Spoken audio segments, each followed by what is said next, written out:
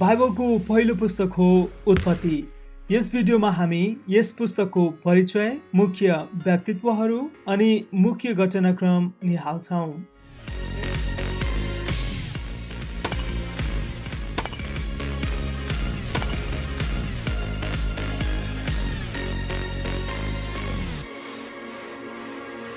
यस पुस्तकको लेखक मोसा हुन् भन्ने धेरैको भनाइ छ। उत्पत्तिको पहिलो वाक्यांश आदिमा हिब्रू शब्द बेरेसियाबाट अनुवाद गरिएको हो, जसलाई उत्पत्ति अर्थात् सबै कुराहरूको सुरुवात भनी नामाकरण गरियो। यस पुस्तकमा सृष्टिको वर्णन मात्र भएको छैन, तर अझ उदयको घटना, अब्राहमद्वारा इजरायल जातिको उत्पत्ति र त्यही इजरायली राष्ट्रको निर्माणद्वारा परमेश्वरको मुक्तिको विश्वव्यापी परियोजनाको प्रथम प्रभातको उल्लेख यहाँ गरिएको छ। यस पुस्तकलाई विशेषतः सम्बन्धको पुस्तक भनेर पनि चिनिन्छ। विशेष गरी यसमा परमेश्वर र प्रकृतिको सम्बन्ध, परमेश्वर र मानिसको सम्बन्ध र मानिसको सम्बन्ध आदि उल्लेख गरिएको पाउँछौँ। यस पुस्तकमा हामी पृथ्वीको लागि परमेश्वरको मुख्य योजना र यसको महत्त्वको विषयमा सिक्छौँ। सुरुमा परमेश्वरले स्वर्ग र पृथ्वी सृष्टि गर्नुभयो। बाइबलको यस पुस्तकबाट नै हामी थाहा गर्न सक्छौँ कि परमेश्वर नै सारा ब्रह्माण्डको सृष्टिकर्ता हुनुहुन्छ, जुन उहाँले योजना र उद्देश्यको साथ सृष्टि गर्नुभएको छ।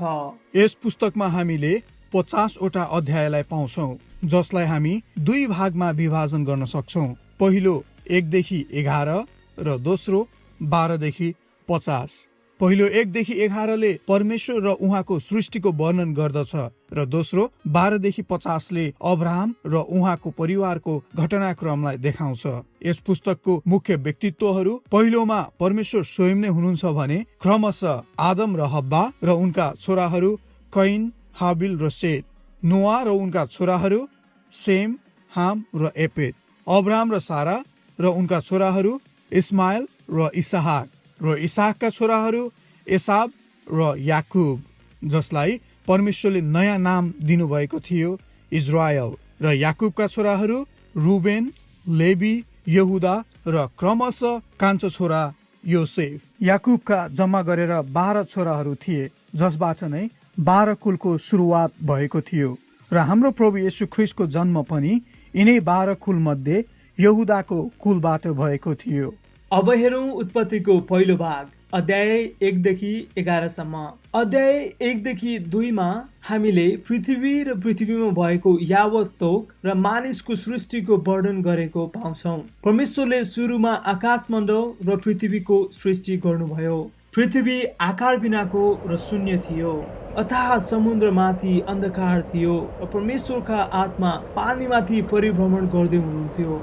यसै गरी परमेश्वरले क्रमशः सबै कुराहरूको सृष्टि गर्नुभयो, जस्तै दिन र रात, समुद्र र पृथ्वी, वनस्पति र फल फल्ने वृक्षहरू, सूर्य र चन्द्रमा, अनि साथसाथै ताराहरू, जलचर प्राणीहरू, आकाशमा उड्ने पक्षीहरू, भूमिमा हिँड्ने जीव जन्तुहरू र अन्ततः परमेश्वरले मानिसलाई आफ्नै प्रतिरूपमा माटोद्वारा नर र नारी गरी सृष्टि गर्नुभयो र परमेश्वरले आफूले सृष्टि गर्नुभएको सम्पूर्ण थोकलाई हेर्नुभयो र भन्नुभयो त्यो असल थियो।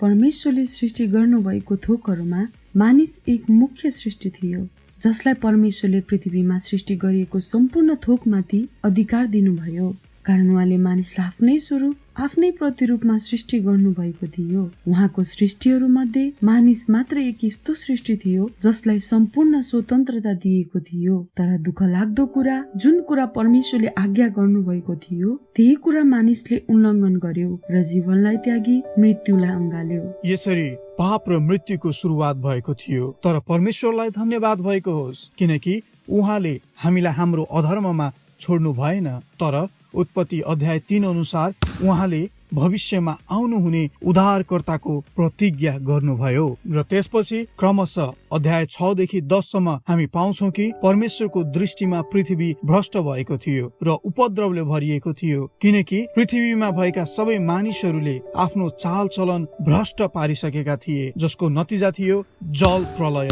जल प्रलय पश्चात पृथ्वीमा चलहल गर्ने सबै जीवित जीवात, के पंक्षी, के पालिने पशु, के वन पशु, के भुइँमा घस्रने सबै प्राणीहरू तथा सबै मानिसहरू मरे। ओभानो भूमिमा भएका सास हुने सबै प्राणी मरे, अनि जति प्राणी जमिनमा थिए, के मानिस, के पशु, के घस्रने जन्तु, के पंक्षी, सबै मासिए। तिनीहरू पृथ्वीबाट मासिए। केवल नोआ र जतिजना तिनीसित जहाजमा थिए तिनीहरू मात्र जीवित रहे। र यो उत्पत्ति 7:21 देखि 23 ले बताउँदछ।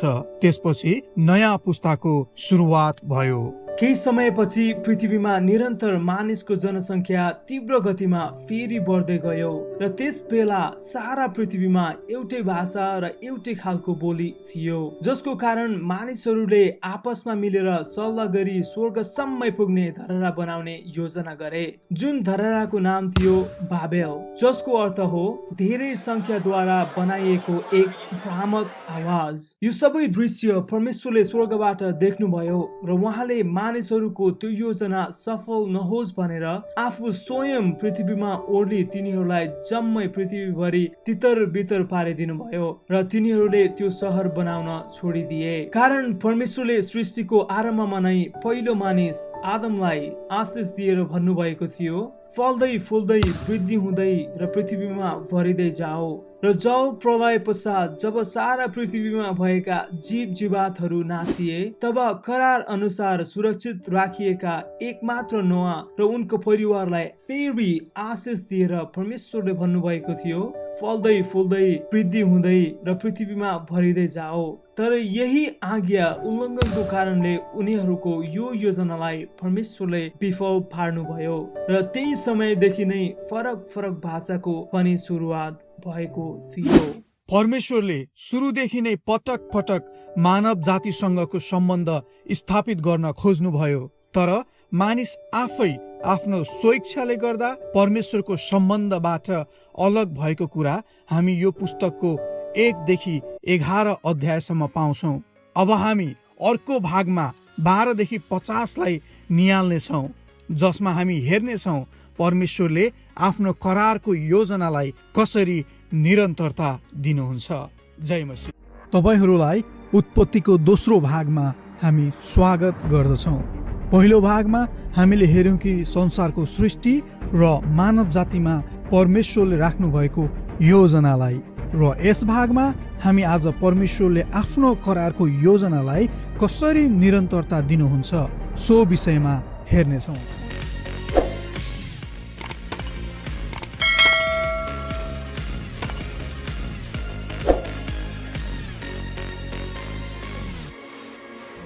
उत्पत्ति 12 अध्यायको सुरुवात हामी अब्रामबाट भएको पाउँछौं, जहाँ अब्रामलाई परमेश्वरको बोलावट आउँछ र त्यही बोलावट अनुसार परमेश्वरले अब्रामलाई भन्नुहुन्छ, तेरो देश र तेरो कुटुम्ब तथा तेरा पिताका घरबाट निस्केर जुन देशमा म तँलाई देखाउँछु त्यहाँ जा। म तँबाट एउटा ठुलो जाति खडा गर्नेछु र तँलाई आशिष दिनेछु र तेरो नाउँ प्रसिद्ध गराउनेछु र तँ आशिषको मूल हुनेछस्। तँलाई आशिष दिनेलाई म आशिष दिनेछु र तँलाई शराब दिनेलाई म शराब दिनेछु। तँद्वारा नै पृथ्वीका सबै कुलले आशिष पाउनेछन्। अनि अब्रामले परमेश्वरमाथि विश्वास गरे र यो तिनको निम्ति धार्मिकता गनियो। चाखलाग्दो कुरा चाहिँ हामीले 11 अध्यायमा देख्यौं कि मानिसले आफ्नो नाम प्रसिद्ध गराउनको लागि परमेश्वरको इच्छा विपरीत तिनीहरूले बाबेलको धरहरा निर्माण कार्य सुरु गरे, तापनि परमेश्वरले त्यो योजना सफल हुन दिनु भएन। तर घटनाले 12 अध्यायमा आएर नयाँ रूप लियो, जस अनुसार परमेश्वरले एक साधारण व्यक्ति अब्रामलाई आफ्नो करारको विशेष योजनामा निरन्तरता दिनको निम्ति चुन्नुभयो। त्यति मात्रै होइन, तर परमेश्वरले अब्राम र उनको परिवारलाई आशिष दिएर अब्रामको नामलाई प्रसिद्ध बनाउन चाहनुभयो, किनभने परमेश्वरले अब्रामद्वारा नै पृथ्वीका सबै कुलले आशिष पाउनेछन् भनी प्रतिज्ञा गर्नुभएको थियो। यसरी प्रतिज्ञा गरिएको देश जाने क्रममा उनले मृत्युको डरले आफ्नै पत्नी साराईलाई आफ्नो बहिनी तुल्याए, जुन कुरा मुख्य समस्याको जड हुन पुग्यो। यद्यपि परमेश्वरले आफ्नो प्रतिज्ञालाई निरन्तरता दिइ नै रहनुभयो र क्रमशः हामी हेर्दै जान्छौँ भने अब्राम र साराई निसन्तान भए तापनि परमेश्वरले अब्रामसँग 15 अध्यायको 5 अनुसार आकाशमा जति ताराहरू छन् तेरो सन्तानहरू पनि त्यति नै हुनेछन् भन्ने करार बाँध्नुभयो, जुन करार अब्राम र साराई दुई बीचसँगको मात्र थियो। तर यो करारलाई नबुझेकोले 16 अध्यायमा आएर अब्रामले साराईको निवेदनमा उनको कमारी हागारसँग सहवास गर्न पुगे, जुन परमेश्वरको योजना विपरीत थियो। तरै पनि परमेश्वरले अब्रामसँग गाँच्नु भएको करारलाई अब्रामको अनज्ञाकारिता सँगसँगै विफल हुन दिनु भएन, किनभने यो करार परमेश्वर स्वयंले मानिससँग स्थापित गर्नुभएको थियो, न कि मानिसले परमेश्वरसँग। हामीले परमेश्वरको करारलाई बुझ्न अत्यन्तै जरुरी छ। यदि परमेश्वरले कुनै करार गर्नुभएको छ भने त्यसलाई पूरा गर्ने काम पनि परमेश्वर स्वयंले नै गर्नुहुन्छ। मानिसले गर्नुपर्ने काम र कर्तव्य एउटै मात्र हो र त्यो हो विश्वास। यस पश्चात परमेश्वरको योजना र करारको सम्झनाको निम्ति परमेश्वरले अब्रामलाई अब्राहम र साराईलाई सारा भनी नाम दिनुभयो र परमेश्वरले अब्राहमलाई फेरि खतनाको अर्को करार पनि दिनुभयो, जुन करार उनको आफ्नै सन्तान अर्थात् अब्राहम र साराबाट जन्मने इसहाकबाटको थियो। यसरी परमेश्वरले अब्राहमसँगको करारलाई स्थापित गर्नुभयो र अब्राहम जम्मा 175 वर्षसम्म बाँचे। त्यसपछि इसहाकले एसाव र याकुबलाई जन्म दिए, जसबाट परमेश्वरको करार निरन्तर भयो। जब हामी याकुबको जीवनलाई निहाल्छौँ, उनलाई उनको नामले पहिचान गराएको हामी पाउँछौँ, जसको अर्थ थियो छलीको पुत्र। र यो कुरा हामी पक्का गरेर थाहा गर्न उत्पत्ति 27 अध्यायलाई हेर्न सक्छौँ, जहाँ याकुबले आफ्नै दाजु एसावको ज्येष्ठ अधिकारलाई छल गरेर प्राप्त गरेका थिए। तर यो लामो समयसम्म रहेन, कारण याकुब आफै पनि आफ्नै मामा लाबानबाट त्यसको केही समय पश्चात छलिए।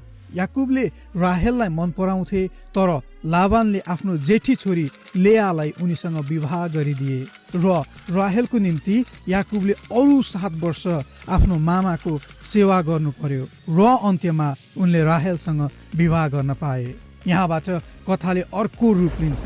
दिदीको सन्तान भएको तर आफ्नो नभएकोले राहेलले आफ्नो कमारीलाई याकुबको पत्नी हुनलाई दिन्छन् र त्यो देखेर दिदी लेयाले पनि आफ्नी कमारीलाई याकुबको अर्की पत्नी तुल्याउँछिन्। यसरी यी दुई पत्नी र ती दुई पत्नीका अरू दुई कमारीहरूबाट याकुबले जम्मा गरेर 11 सन्तान जन्माए। यिनीहरू सबैलाई लिएर आफ्नो स्थायी वासस्थान फर्कने क्रममा एक रात याकुबको स्वर्गदूतसँग कुस्ती पर्छ र त्यो कुस्ती पश्चात नै उनको जीवनले नयाँ मोड लिन्छ। याकुबलाई त्यो कुस्तीमा हराउन नसकेकोले ती स्वर्गदूतले उनको कम्मरको खोक्रो भाग छोए र उनीसित कुस्ती लड्दा लड्दै याकुबको कम्मरको गेडी फुस्क्यो। तब ती स्वर्गदूतले भने, उज्यालो हुन लाग्यो, मलाई जान देऊ। तपाईले मलाई आशीर्वाद नदिउन्जेल म तपाईलाई जान दिन्न। ल ठिकै छ, भन तिम्रो नाम के हो? म याकुब हुँ। अब उपरान्त तिम्रो नाम याकुब होइन तर इजरायल हुनेछ, किनभने तिमीले परमेश्वर र मानिसहरूसँग लडान्त गर्यौ अनि विजयी भयौ। यसरी त्यो कुस्ती पश्चात याकुबको नाम पनि परिवर्तन भयो र उनी याकुबबाट इजरायल कहलिए। र जब हामी 35 अध्यायमा आउँछौँ, त्यहाँ राहेललाई फेरि सुत्केरी व्यथा लाग्छ र तिनले अर्को छोरा बेन्यामिनलाई जन्माउँछिन् र त्यस पश्चात राहेलको पनि त्यही मृत्यु हुन्छ। यसरी जम्मा गरेर याकुबको 12 छोराहरू हुन्छन्, जसलाई हामी अहिले 12 कुल पनि भन्ने गर्छौँ। अब हामी यस पुस्तकको अन्तिम भागमा प्रवेश गर्छौँ, जुन भागमा हामी विशेष गरी याकुबको छोराहरूको घटनालाई प्रस्तुत गरेको पाउँछौँ। घटनाक्रम युसुफको कथाबाट सुरु हुन्छ, जसलाई याकुब उनको पिताले आफ्नो बुढेसकालमा जन्मेको छोरा बनी अरू छोराहरू भन्दा बढी माया गर्थे। त्यही मायाको कारणले गर्दा उनले युसुफलाई एक बुटेदार लबेदा अर्थात् ज्याकेट पनि बनाइदिएका थिए। तर तिनका बुबाले अरू दाजुभाइहरूलाई भन्दा तिनलाई बढी माया गरेको देखि तिनका दाजुभाइहरूले तिनीसँग दुश्मनी राखी तिनीसँग राम्रोसँगले बोल्दैन थिए। एक दिन ती सबै मिलेर योसेफलाई अपहरण गरी मार्ने मतो गरे, तर पछि फेरि गएर तिनीहरूले आफ्नो निर्णय परिवर्तन गरी उनलाई मार्नुको सट्टा दासत्वमा बेच्ने निर्णय गरे, जुन पछि गएर हामी उत्पत्ति 39 को 20 मा थाहा पाउँछौँ, जहाँ लेखिएको छ, पोथिफरले योसेफलाई राजाको कैदीहरू थुनिने झ्यालखानामा लगेर हालिदिए। यद्यपि खुसीको कुरा चाहिँ परमेश्वर स्वयं योसेफको साथमा हुनुहुन्थ्यो। हो, यो बीचमा योसेफले धेरै दुःख, कष्ट र हरेक परीक्षा भोग्नु पर्यो र यति मात्र होइन, झ्यालखानाको सतावटलाई पनि अनुभव गर्नु पर्यो। तर परमेश्वरको अनुग्रहले गर्दा मिश्र देशको राजा फारोले उनलाई झ्यालखानाबाट मुक्त गराई एक दिन उनलाई राजा पछाडिको अधिपति तुल्याउनु भयो, जसको फलस्वरूप योसेफले देशलाई अनिकाल परेको बेलामा राहत प्रदान गर्नुभयो। यति मात्र नभई युसुफले आफ्नो दाजुभाइ सहित आफ्नो सम्पूर्ण परिवारलाई त्यस बेलाको अनिकालबाट बचाउनु भयो। हामीले एकपटक फेरि यो देख्यौं कि परमेश्वर साँच्चै नै कति अनुग्रहकारी र बलो हुनुहुन्छ। यद्यपि युसुफका दाजुभाइहरू दुष्टताले भरेका थिए, तरै पनि परमेश्वरले अब्राहमसँग गाँच्नु भएको आफ्नो करारको खातिर सबैलाई बचाउनु भयो। यो पुस्तकको मुख्य सन्देश हामी यसको अन्तिम अध्याय अर्थात् उत्पत्ति 50 को 20 मा पाउन सक्छौं, जहाँ यसरी लेखिएको छ, तिमीहरूले मेरो विरुद्धमा खराब चाल रच्यौ, तर परमेश्वरले त्यसलाई भलाइमा बदल्नु भयो। अब हामी फर्केर उत्पत्तिको पुस्तकलाई हेर्छौं भने परमेश्वरले सुरुदेखि नै हरेक चोटि मानव जातिसँगको सम्बन्ध स्थापित गर्न खोज्नु भयो, तर मानिस आफै आफ्नो स्वेच्छाले गर्दा परमेश्वरको सम्बन्धबाट अलग भएको कुरा हामी पाउँछौं। हामीले देख्यौं कि अध्याय 3 को सुरुदेखि नै मानिसहरू आफ्नै स्वार्थको कारण अनेक योजना र कल्पनाको पछि दौडिरहे र अनेक पापहरू गर्दै रहे, तर परमेश्वर जो रिसाउनमा धीमा हुनुहुन्छ, उहाँले हरेक परिस्थितिलाई बदल्दै आफ्नो सृष्टिलाई उहाँको सम्बन्धमा जोडी नै रहनुभयो। त्यसै गरी मुख्य बुझ्नुपर्ने कुरा चाहिँ अध्याय 3 मा भएको घटना अर्थात् भविष्यमा आउनु हुने उद्धारकर्ता येशूको चिन्हलाई हो, जसको प्रतीकात्मक सम्बन्ध अब्राहमसँग जोडिएको हामी पाउँछौँ, जसको छोरा याकुबबाट परमेश्वरले फेरि एक नयाँ सम्बन्ध स्थापित गर्न जाँदै हुनुहुन्थ्यो। याकुबले अध्याय 49 मा आफ्नो 12 छोराहरूलाई आशिष दिने क्रममा चौथो छोरा यहुदालाई यसो भनेर आशिष दिनुभयो, यहुदाको हातबाट राजदण्ड हट्ने छैन, राज्य चलाउनेको लाठी त्यसका खुट्टाको बीचबाट हट्ने छैन, जबसम्म त्यसका मालिक आउँदैनन्। त्यसपछि याकुबको मृत्यु भयो र पछिबाट योसेफको पनि। यसरी उत्पत्तिको पुस्तक परमेश्वरको प्रतिज्ञा पूर्ण रूपले पूरा नभई समाप्त हुन्छ, जसले गर्दा तपाईँ हामीलाई प्रस्थानको पुस्तक अध्ययन गर्न यसले बाध्य गराउँछ। प्रस्थान बाइबलको दोस्रो पुस्तक हो। यसले अघिल्लो पुस्तक उत्पत्तिलाई निरन्तरता दिएको छ, जसमा अब्राहमको नाति याकुबले 70 जनाको ठूलो परिवारलाई मिश्र देशमा लिएर गएको वृत्तान्तलाई बताउँदछ। प्रस्थान शब्द प्राचीन ग्रीकबाट आएको हो, जसको शाब्दिक अर्थ बाहिर जानु भन्ने बुझिन्छ। यसरी प्रस्थानको पुस्तक एउटा छुट्टै घटनाक्रमको पुस्तक पनि हो। आफ्ना जन इजरायलीहरूलाई पाप र दासत्वको बन्धनबाट अचम्म तवरले छुटकारा दिने शक्तिशाली ईश्वरको रूपमा हामी परमेश्वरलाई यस पुस्तकमा भेटाउँछौँ। यस पुस्तकले परमेश्वरको नाम, गुणहरू, छुटकाराको काम, व्यवस्था र उहाँको आराधना कसरी गर्ने भन्ने बारेमा ईश्वर विज्ञानको जग बसाल्ने काम गरेको छ। यसबाहेक परमेश्वरले आफ्ना मानिसलाई वास्ता र सम्झना गर्नुहुन्छ भन्ने मुख्य कुरा यस पुस्तकमा उल्लेख गरिएको छ।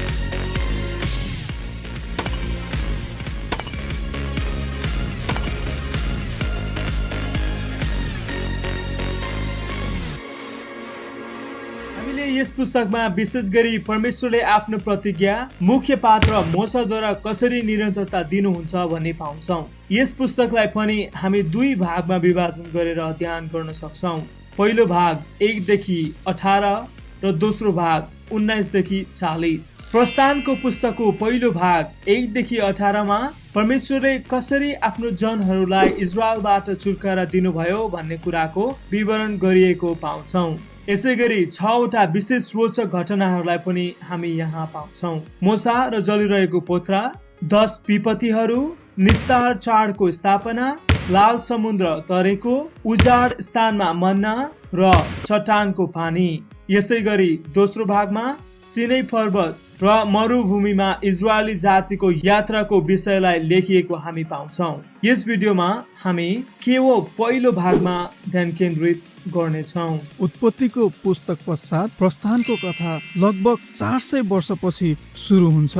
यो अवधिसम्ममा इजरायलीहरू परमेश्वरको आशिष अनुसार संख्यामा वृद्धि हुँदै गएका थिए। जब पहिलेको फारो र योसेफ अनि अरू सबै पिढीको अन्त्य भयो, तब नयाँ फारोले शासन गर्न सुरु गर्यो, जसले इजरायललाई आशिष ठान्दैन थियो। ऊ वास्तवमा यो बढ्दो इजरायली आप्रवासी समूहलाई आफ्नो शक्तिको लागि खतरा ठान्दथ्यो। यसकारण फारोले परमेश्वरको आशिषको स्रोत सम्पूर्ण इजरायलीहरूलाई नष्ट गर्ने रचना रच्यो, जस अनुसार हिब्रूहरूका जति छोरा जन्मन्छन् तिनीहरू सबैलाई नील नदीमा फालिदिनु, तर छोरीहरू जतिलाई चाहिँ जीवितै राख्नु भन्ने आदेश उसले जारी गर्यो। बाइबलमा यहाँसम्म प्रस्तुत गरेको व्यक्ति विशेषलाई निहाल्दा फारो जस्तो खराब चरित्र भएको व्यक्ति कोही पनि थिएन।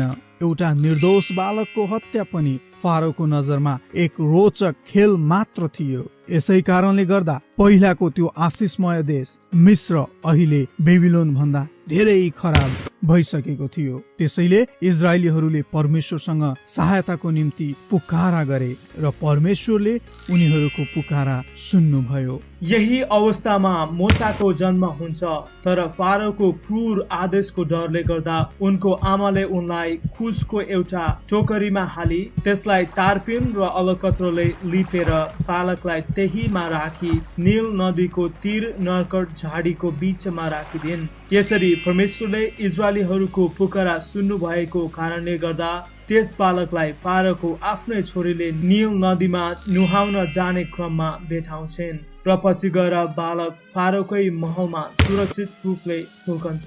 फारोको दुष्टता यही बालक मोसाबाट परमेश्वरले भविष्यमा नष्ट गर्न चाहनुहुन्थ्यो। जब मोसा हुर्के र बढे, उनले एक दिन परमेश्वरलाई जलेको पोथ्रामा भेटाए। परमेश्वरले मोसालाई भन्नुभयो कि फारोको हृदय म कठोर बनाइदिनेछु र त्यसले आफ्नो हृदयलाई कठोर बनाएकोले म मिस्रमा विपत्तिहरू ल्याउनेछु। फारोको कठोरताले गर्दा हामीले कथाको बीचमा आएर चाखलाग्दो घटनालाई पाउँछौँ, जुन घटनामा फारोले परमेश्वरसँग सामना गर्दछ। अब यहाँ हामीले यसको यथार्थलाई बुझ्न निकै जरुरी छ कि परमेश्वरले फारोको हृदय कठोर पार्नु हुनेछ भन्न खोजेको के हो। त्यसैले यसको अर्थलाई गहन रूपले बुझ्न कथाको यस खण्डलाई एकदमै ध्यान लगाएर पढ्न अत्यन्तै महत्त्वपूर्ण छ। जब मोसा र फारोको पहिलो भेट हुन्छ, हामीले त्यहाँ पाउँछौँ कि फारोले आफ्नो हृदय कठोर बनाउँदै गयो, जसमा परमेश्वरको कुनै पनि सहभागिता थिएन। त्यसले आफ्नो हृदय कठोर बनाएकोले परमेश्वरले अरू 5 विपत्तिहरू पठाउनुहुन्छ, जसको सामना फारो र उसको देवताहरूले गर्छन्। हरेक विपत्ति पश्चात फारोलाई मोसाले इजरायलीहरूलाई जान दिनु भनी आग्रह गर्दै आफ्नो हृदय नम्र बनाउनु भनी मौका दिन्छ। तर हामीले यहाँ पाउँछौँ कि फारोले आफ्नो हृदय झन कठोर बनायो अथवा फारोको हृदय कठोर भयो। त्यसै कारणले गर्दा पहिलो 5 मौकालाई गुमाएपछि परमेश्वर स्वयंले नै अर्को 5 विपत्तिहरू ल्याउनु हुँदा उसको हृदय कठोर बनाइदिनु भयो। यहाँबाट हामी के थाहा पाउँछौँ भने परमेश्वरले फारोको कठोरतालाई जानेर पनि उसलाई बार बार मौका दिइ नै रहनु भयो, तर फारोको हृदय झन कठोर भएको हामीले देख्यौं। यहाँसम्म कि फारोको आफ्नै सल्लाहकारहरूले समेत यो सोचे कि फारोले आफ्नो दिमाग घुमाइसक्यो। त्यसै कारणले गर्दा परमेश्वर स्वयंले नै फेरि इजरायली जातिको छुटकाराको लागि आफ्नै तवरले काम गर्नुहुन्छ। त्यसपछि हामी देख्छौँ कि जसै परमेश्वरले आफ्नो प्रजालाई बचाउँदै जानुहुन्छ उता फारोले आफ्नो सबै थोक गुमाउँदै जान्छ। यसरी आफ्नो विनाशको कारण फारो आफै नै बन्न पुग्छ, जुन हामी कथालाई निरन्तर अध्ययन गर्दै जाँदा पाउँछौँ। निस्तार चाडको रात सँगसँगै नै परमेश्वरले अन्तिम विपत्ति पठाउनुहुन्छ र यहाँबाट कथाले नयाँ मोड लिन्छ। जसरी फारोले इजरायली जातिहरूका छोराहरूलाई सुरुमा मारे, त्यसरी नै परमेश्वरले मिस्रमा भएका जेठो सन्तानलाई अन्तिम विपत्तिले मार्नुहुन्छ। तर परमेश्वर फारो जस्तो नभई उहाँले त्यस विपत्तिबाट बाँच्ने उपाय पनि दिनुहुन्छ, जस अनुसार यदि जो कोहीले आआफ्नो दलानमा निस्कोट भेडाको रगतले पोतेका हुन्छन्, त्यस विपत्तिले त्यो घरको कुनै अनिष्ट गर्ने थिएन। तर फारोको विद्रोह र घमण्डले नै उसको सर्वनाशको कारण भयो र त्यही विपत्तिले गर्दा उसको छोराको मृत्यु पनि भयो। तर परमेश्वरको आज्ञालाई पालन गरेर सम्पूर्ण इजरायलीहरूले आआफ्नो दलानमा भेडाको रगत पोतेकाले त्यो विपत्ति आउँदा इजरायलीहरूका छोराहरूलाई त्यसले नाश गरेन। परमेश्वरले इजरायलीहरूलाई प्रस्थान 12:14 अनुसार यसो पनि भन्नुभयो, त्यो दिन तिमीहरूका निम्ति एउटा स्मरणीय दिन हुनेछ र तिमीहरूले त्यो दिन परमप्रभुको निम्ति चाड मनाउने छौ। तिमीहरूले त्यो पुस्तौसम्म एउटा रहिरहने विधि स्वरूप मान्नु। र यसरी निस्तार चाडको स्थापना भएको थियो। र जब यो घटना घट्यो, फारोले राति नै मोसा र हारूनलाई बोलाउन पठाएर भने, तिमीहरू र सबै इजरायलीहरूलाई मेरो प्रजाका बीचबाट निकालेर गइहाल र तिमीहरूले भने बमोजिम परमेश्वरको आराधना गर। यसरी अन्ततः फारोले सम्पूर्ण इजरायलीहरूलाई जान दियो। यसरी मिस्रको दासत्वबाट इजरायलीहरू मुक्त भई त्यो देशबाट प्रस्थान गरे। तर कति पनि समय बित्दा नबित्दै फारोले आफ्नो मन बदलिएर इजरायलीहरूलाई अन्तिम चरण एकचोटि फेरि आफ्नो सेना जम्मा गरी खेद्न सुरु गर्यो र भाग्दै जाने क्रममा इजरायलीहरू लाल समुद्र नजिक आइपुगे र त्यहाँबाट पार गर्ने कुनै उपाय नभएको देखि मोसाले परमप्रभुमाथि फेरि पुकारा गरे। तब परमप्रभुले समुद्रलाई 2 भाग गरी सम्पूर्ण इजरायलीहरूलाई समुद्र पार गराउनु भयो। तर मिस्रीहरूले अझै निरन्तर समुद्रको ओभानो भूमि हुँदै तिनीहरूलाई खेदाइरहेको देखि परमप्रभुले मोसालाई भन्नुभयो, तेरो हात समुद्रमाथि पछार र मिस्रीहरू र तिनका रथहरूमाथि त्यो पानी फेरि बढेर आऊ। त्यसपछि मोसाले आफ्नो हात समुद्रमाथि पसारे र समुद्र फेरि फर्केर आफ्नो ठाउँमा आयो। त्यो देखि मिस्रीहरू त्यसका विपरीत दिशातिर भाग्न लागे। तर परमप्रभुले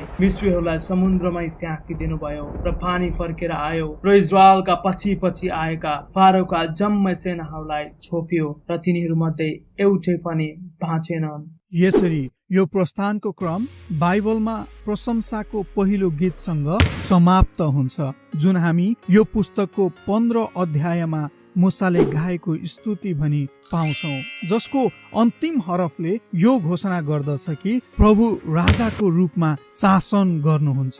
जुन स्तुति गानलाई हामी अझै निहालेर हेर्छौं भने यो स्तुति एक कवितात्मक शैलीमा परमेश्वरको राज्यको वर्णन गरेको हामी पाउँछौं, जसले विस्तृत रूपमा बुझाएको छ कि संसारमा भएको खराबीको सामना र दासत्वमा परेका मानिसहरूको छुटकारा गर्नको निम्ति उहाँ आफैले एक लक्ष्य राख्नु भएको छ, जसले भन्दछ कि परमेश्वरले आफ्ना मानिसहरूलाई प्रतिज्ञा गरिएको देशमा ल्याउनु हुनेछ, जहाँ उहाँको ईश्वरीय उपस्थिति तिनीहरूको बीचमा बस्नेछ। त्यसपछि इजरायलीहरू उजाड स्थान हुँदै यात्रा सुरु गर्छन्। सोही क्रममा तिनीहरू साह्रै नै भोकाउँछन् र तिर्खाउँछन् पनि। तर त्यो ठाउँ एक उजाड स्थान भएकाले त्यहाँ खान र पिउनलाई केही पनि भेटाइएको थिएन। यसकारण तिनीहरू मोसा र परमेश्वरको आलोचना गरी गनगन गर्न सुरु गर्छन्। हामी मिस्रमा मासुका कराईका वरिपरि बसी अगाउन्जेल खाना खान्थ्यौं। त्यसै बेला हामी परमप्रभुको हातबाट मारिएको भए पनि असल हुने थियो। तर तपाईहरूले हामी र हाम्रा जम्मै समुदायलाई भोकैले मार्न उजाड स्थानमा ल्याउनु भएको छ। उनीहरूको यही दोषपूर्ण व्यवहारले गर्दा परम परमप्रभुले गर्नुभएको अद्भुत काम पनि यहाँ व्यर्थ जस्तो देखिन्छ। यहाँसम्म कि उनीहरूको हृदय फारोको झैं कठोर हामी यहाँ पाउँछौँ। तरै पनि परमप्रभुले तिनीहरूलाई उजाड स्थानमा खानको निम्ति आकाशबाट मन्ना र चट्टानबाट पिउनको लागि पानी जुटाइदिनुहुन्छ। यसरी 1 देखि 18 अध्याय यहाँ समाप्त हुन्छ र त्यसपश्चात घटनाले कस्तो मोड लिन्छ हामी अर्को भाग अर्थात् 19 देखि 40 मा हेर्नेछौँ। अहिलेलाई यति नै। जय मसीह।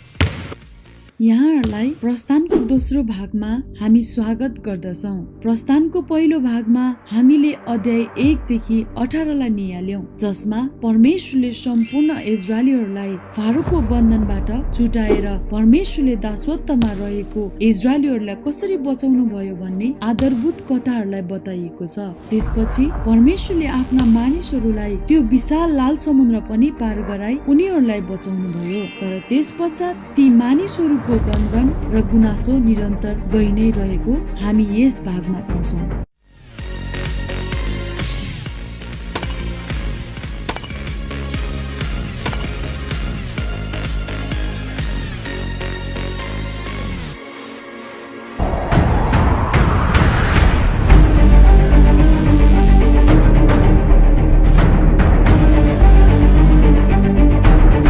अब प्रस्थानको पुस्तकको दोस्रो भागमा मूसाले सम्पूर्ण इजरायलीहरूलाई सिनै पर्वतको फेदमा लान्छन्, जहाँ परमेश्वरले उनीहरूलाई एउटा सम्बन्धको करारको निम्ति आमन्त्रित गर्नुहुन्छ। जुन करार परमेश्वरले अब्राहमसँग गर्नुभएको थियो, त्यही करारको एक विकसित रूप परमेश्वरले यहाँ इजरायलीहरूसँग गर्दै गर्नुभएको हामी पाउँछौँ। त्यसकारण तपाईँ हामीले एकपटक फेरि उत्पत्तिको पुस्तकलाई याद गर्न अति आवश्यक छ, कारण परमेश्वरले अब्राहमको परिवार मार्फत आफ्नो आशिष सबै देशमा पुनर्स्थापना गर्दै हुनुहुन्थ्यो। परमेश्वरले यहाँ यसो भन्नुहुन्छ, यदि इजरायलीहरूले करारका शर्तहरू पालन गरे भने उनीहरू परमेश्वरको एक यस्तो पुजारी हुन्छन् जसलाई परमेश्वरको व्यवस्था, शिक्षा र न्यायको पूर्ण ज्ञान हुन्छ।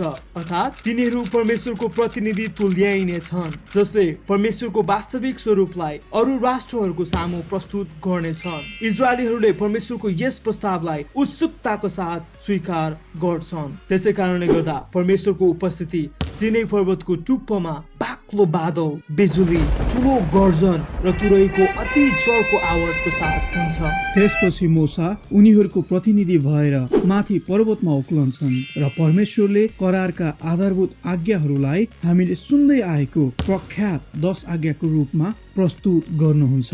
यी आज्ञाहरू चाहिँ परमेश्वरले इजरायलीहरूमा राख्नु भएको आधारभूत सम्झौताको केही बुदाहरू जस्तै मात्र थिए र त्यसपछि हामी निरन्तर अध्ययन गर्दै जाँदा अर्को विस्तृत संग्रह पाउँछौँ, जसले त्यस 10 बुदाहरूलाई विस्तार रूपमा बुझाएको छ। जस्तै इजरायलीहरूले गर्नुपर्ने सम्पूर्ण विधि विधानहरू, आराधना सम्बन्धी उनीहरूको विधि विधान, सामाजिक जिम्मेवारी, उनीहरू कसरी एकसाथ बस्न सक्छन्, इजरायललाई कसरी एक न्याय र सम्पन्नताको राष्ट्रमा परिणत गर्ने जुन अरू राष्ट्रहरू भन्दा फरक छ। त्यसपछि मूसाले यी सबै व्यवस्थाहरू तल ओर्लिआई सबै मानिसहरूलाई बताए र यो सबै सुनिसकेपछि उनीहरू एकपटक फेरि उत्सुकताको साथ परमेश्वरसँग यस करारमा प्रवेश गर्न राजी भए र तिनीहरूले त्यसो गरेपछि परमेश्वरले यस सम्बन्धलाई एक अर्को चरणमा अर्थात् अर्को तहमा लिएर जानुहुन्छ।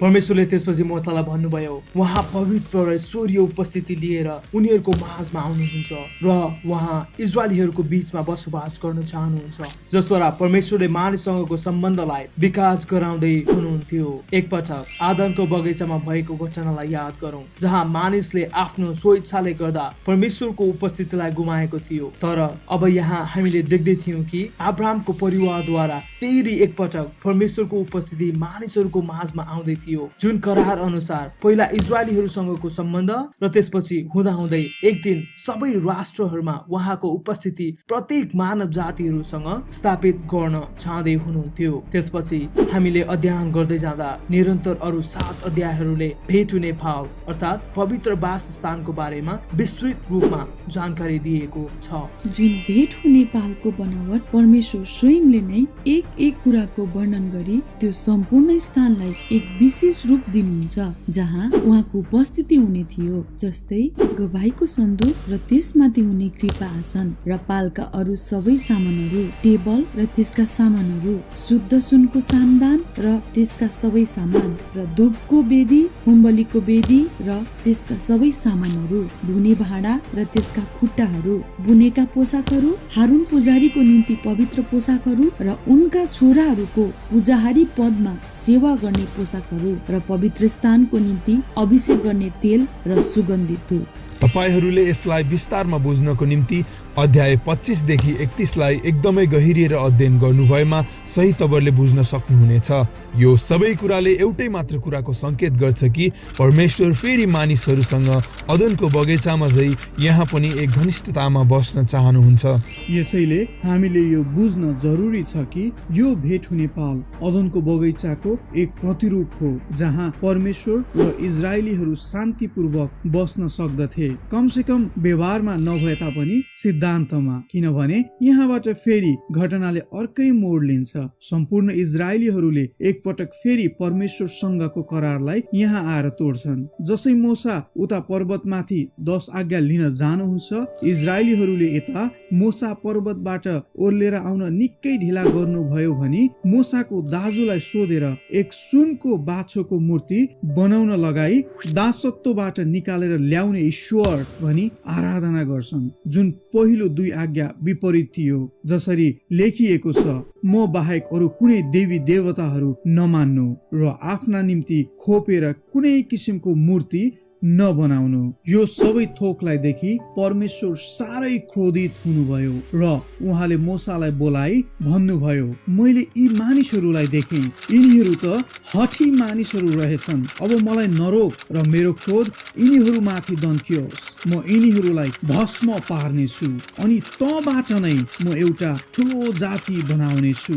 तर यहाँ मोसाले मानिस र परमेश्वर बीचको मध्यस्थकर्ताको भूमिका निभाउनुहुन्छ र मोसाले परमेश्वरलाई उहाँले अब्राहमसँग गर्नुभएको करारलाई सम्झाउँदै भन्नुहुन्छ, हे परमप्रभु, तपाईले आफ्नो ठुलो सामर्थ्य र शक्तिशाली हातले मिस्रबाट निकालेर ल्याउनु भएका आफ्ना मानिसहरूमाथि तपाईको क्रोध किन यति साह्रै जलेको छ? मेसीहरूले किन यसो भन्ने मौका पाउन्? कुभलो चिताएर पर्वतहरूमा तिनीहरूलाई मार्न र तिनीहरूलाई पृथ्वीबाट नाश गर्न उहाँले तिनीहरूलाई ल्याउनु भयो। तपाई आफ्नो भयंकर क्रोधलाई शान्त गर्नुहोस् र आफ्ना मानिसहरूलाई हानि गर्नदेखि आफ्नो मन बदल्नुहोस्। तब आफ्ना मानिसहरूलाई हानि गर्नदेखि परमप्रभुले आफ्नो मन बदल्नु भयो। यसरी परमप्रभुले सम्पूर्ण इजरायलीहरूलाई माफ गरी आफ्नो करार नवीकरण गर्ने वाचा गर्नुभयो। त्यसपछि परमेश्वरले आफ्नो स्वभावलाई बाइबलमा प्रथम पटक मोसाको अघि येशू भनी दर्शाउनु भयो। परमप्रभु चिठ्याउनमा भरिपूर्ण र दयालु परमेश्वर, जो क्रोध गर्नमा ढिलो र प्रेम र विश्वासतामा प्रशस्त हुनुहुन्छ। उहाँले हजारौं हजार माथि कृपा देखाउनुहुन्छ र दुष्टता, विद्रोह र पाप क्षमा गर्नुहुन्छ। तर उहाँले दोषीलाई कुनै किसिमले पनि सजाय दिनुहुन्छ। तसर्थ परमेश्वर कृपालु हुनु भए तापनि उहाँले दुष्टताको न्याय पक्का गर्नुहुन्छ। र सबैभन्दा महत्त्वपूर्ण कुरा, परमेश्वर आफ्ना प्रतिज्ञाहरूप्रति एकदमै वफादार र प्रतिबद्ध हुनुहुन्छ। यद्यपि उहाँलाई थाहा छ कि मानिसहरू पूर्ण रूपमा अविश्वासयोग्य अर्थात् स्वार्थी छन्। यसरी इजरायलीहरूसँग सम्झौता नवीकरण गरिसकेपछि परमेश्वरले मोसालाई अघि बढ्न भन्नुभयो र भेट हुने पाल बनाउने आज्ञा दिनुभयो। र फेरि हामीले भेट हुने पालको निर्माणको वर्णन गरेको अरू 5 वटा लामो अध्यायहरूलाई पाउँछौँ। अन्ततः प्रस्थान 40 को 33 देखि 35 मा हामी पाउँछौँ कि मोसाले पवित्र वासस्थान र वेदीका वरिपरि भएको आँगनमा घेरा खडा गरे र आँगनमा भएको ढोकाको पर्दा टाँगे। यसरी मोसाले पवित्र वासस्थानको काम समाप्त गरे। तब भेटुने पाल बादलले छोप्यो र परम प्रभुको महिमाले पवित्र वासस्थान भरियो। अनि जसै मोसा भेटुने पालमा पस्न खोजे, उनी त्यो पालमा पस्न सकेनन्। यसरी यो पुस्तकको अन्त्य हुन्छ। जसरी यो पुस्तकको अन्त्य हुन्छ त्यो साँच्चीकै आश्चर्यजनक देखिन्छ, तर वास्तवमा इजरायलीहरूले आफूले गरेको पापले गर्दा उनीहरूले परमेश्वरसँगको सम्बन्धलाई निकै नै खराब बनाइसकेका थिए। पुस्तकको सुरुवात फारोको दुष्कर्म र उसले इजरायलीहरूलाई दिएको भयानक चेतावनी र परमेश्वरको करारलाई इन्कार गरी दिएको धम्कीबाट हुन्छ, तर पछि पुस्तकको अन्त्य चाहिँ इजरायलीहरू स्वयं नै परमेश्वरको शत्रुको रूपमा हामी यहाँ पाउँछौँ। यसरी यस पुस्तकको अन्त्यमा प्रश्न यो छ कि परमेश्वरले कसरी आफ्नो पवित्रता र उहाँको भलाइको बीचमा रहेको यो द्वन्द्व र आफ्नै करारका मानिसहरूका पापी र भ्रष्ट स्वभावलाई उहाँसँग आफ्नो उपस्थितिमा जोड्न सक्नुहुन्छ। त्यो समस्याको समाधान अब हामी अर्को पुस्तकमा निरन्तर हेर्ने नै छौँ, तर अहिलेको लागि प्रस्थानको पुस्तक यतिमा नै समाप्त हुन्छ।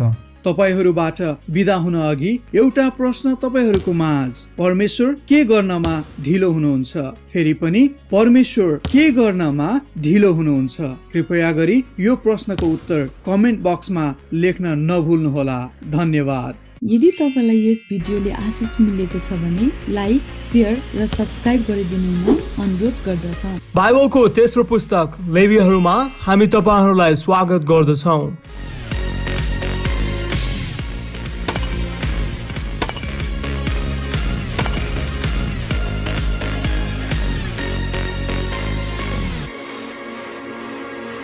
लेवीको पुस्तक इजरायलीहरू दासत्वबाट प्रस्थान गरिसकेपछि भएको एक विस्तृत घटनाक्रमको संग्रह हो। लेवीको पुस्तक यहुदी बालकले पढ्नुपर्ने पहिलो पुस्तक हो।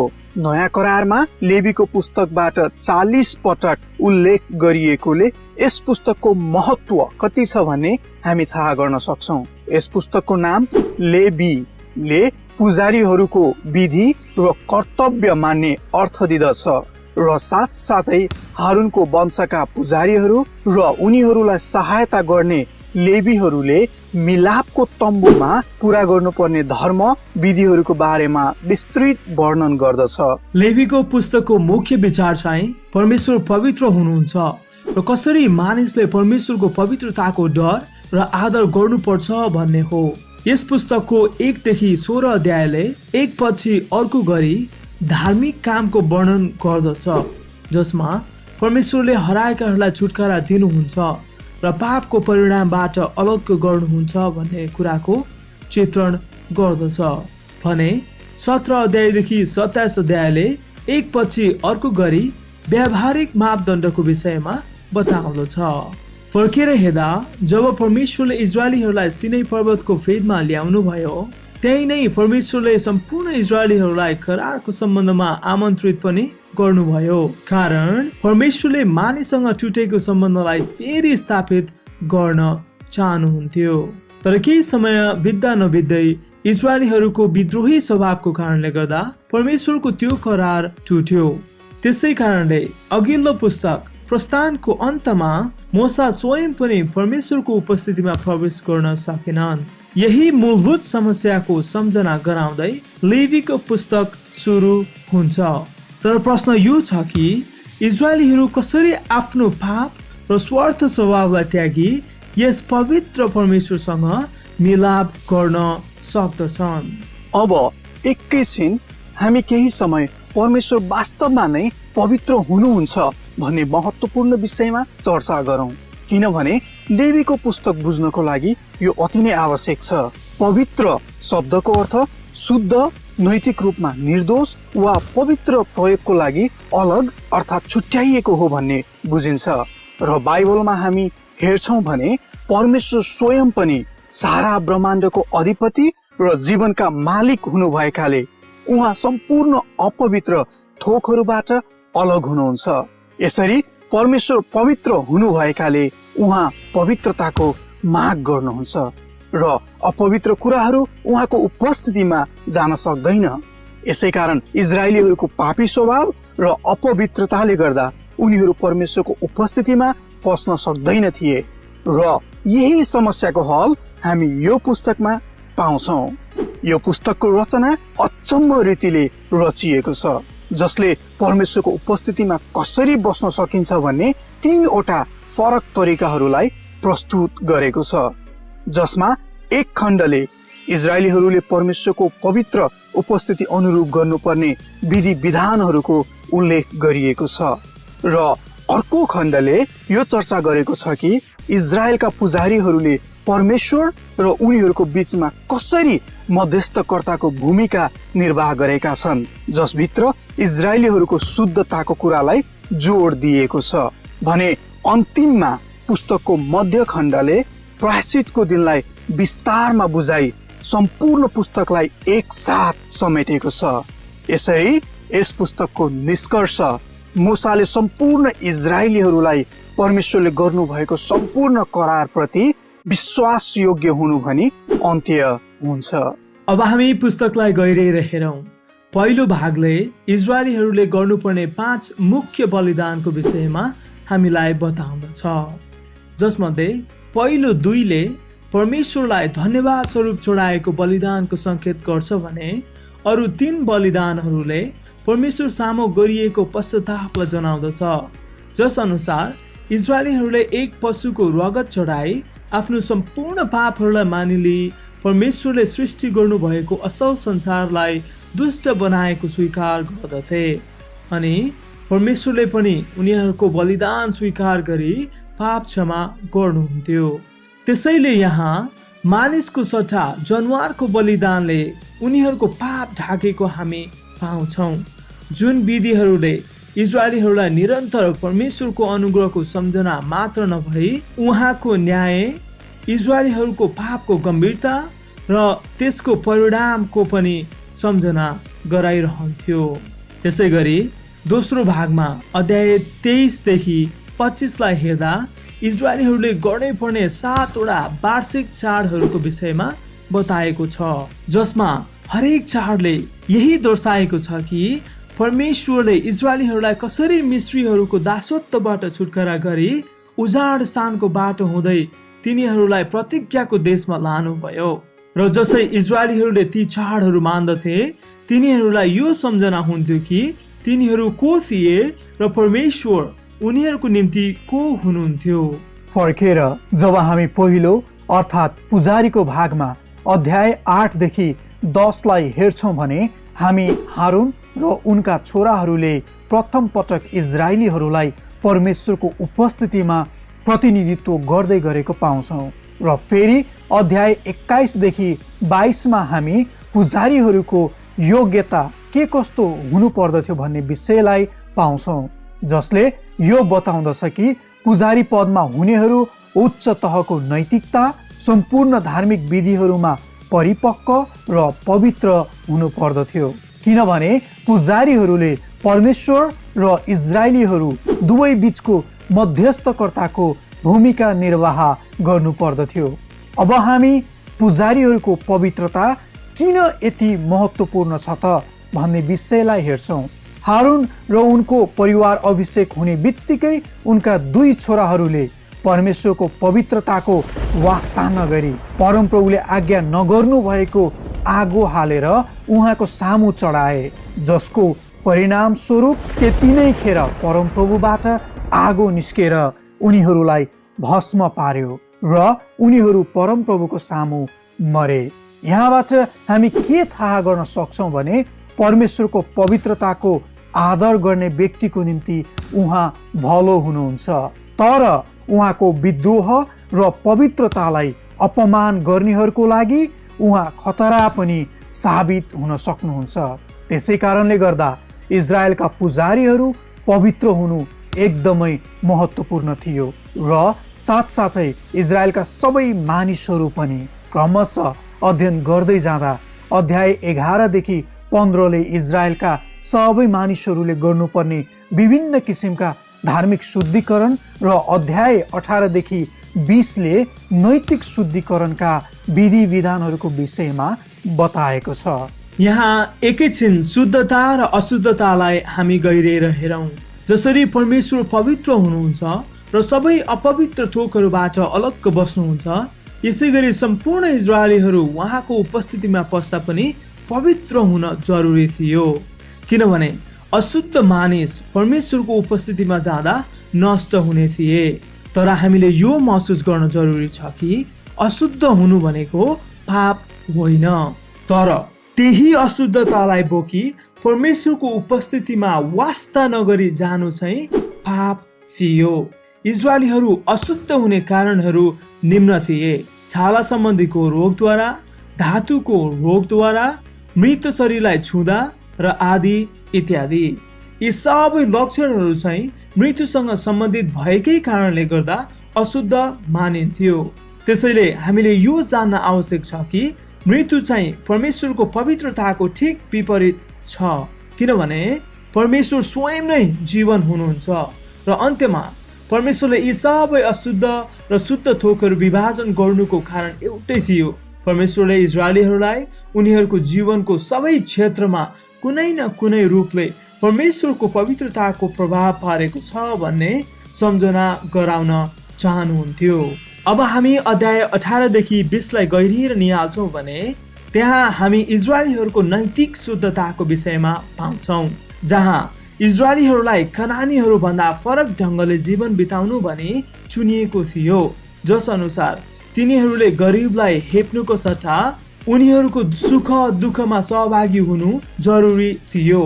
यति मात्र नभई यौन सम्बन्धमा पनि एकदमै उच्च स्तरको इमान्दारिता कायम गरी तिनीहरूले आफ्नो भूमिमा न्यायलाई पूर्ण रूपले अगाडि बढाउनु थियो। र त्यसै गरी हामी पुस्तकको मध्य भाग अर्थात् अध्याय 16 र 17 लाई हेर्दा हामी त्यहाँ एक वृत्तान्तलाई पाउँछौँ, जहाँ प्रायश्चितको दिन र बलिदानको विधि विधानको बारेमा वर्णन गरिएको छ, जसमा सम्पूर्ण इजरायलीहरूको पापलाई उनीहरूले चढाएको बलिहरूले नढाकेकोले वर्षमा एक पटक प्रधान पुजारीले 2वटा बोका ल्याउन लगाउँथे, एउटा शुद्धिकरणको निम्ति जसद्वारा मानिसहरूको पापहरूको प्रायश्चित हुने थियो भने अर्को चाहिँ छाडा छोडिनको निम्ति थियो। पुजारीले इजरायलीहरूको पाप स्वीकार गरी त्यो पापलाई प्रतीकात्मक रूपमा त्यस छाडा छोडिने बोकामा राख्थे र त्यसपछि त्यस बोकालाई मरुभूमिमा छोडिन्थ्यो। यसरी यो विधिद्वारा हामी एकपटक फेरि मानिसहरूको पाप र त्यसबाट हुन आउने परिणामलाई उनीहरूबाट अलग गर्ने परमेश्वरको उत्कट इच्छालाई पाउँछौँ, ताकि उहाँ फेरि मानिसहरूसँग शान्तसित बस्न सकुन्। यो पुस्तकको अन्त्यमा मोसाले इजरायलीहरूलाई करारका सबै शर्तहरूप्रति विश्वासयोग्य हुन भनी आह्वान गर्छन् र यदि यी सम्पूर्ण शर्तहरू उनीहरूले पालन गरेमा परिणाम स्वरूप उनीहरूमा शान्ति र प्रशस्तता सदा कायम रहिरहनेछ भनी विस्तार जानकारी उल्लेख गरिएको छ। र साथसाथै मोसाले यो पनि बताए कि यदि तिनीहरू अविश्वासी भई परमेश्वरको पवित्रताको अनादर गर्छन् भने त्यस कुराले तिनीहरूमा विपत्ति ल्याउनेछ र अन्ततः अब्राहमलाई प्रतिज्ञा गरेको देशबाट निर्वासित गरिनेछ।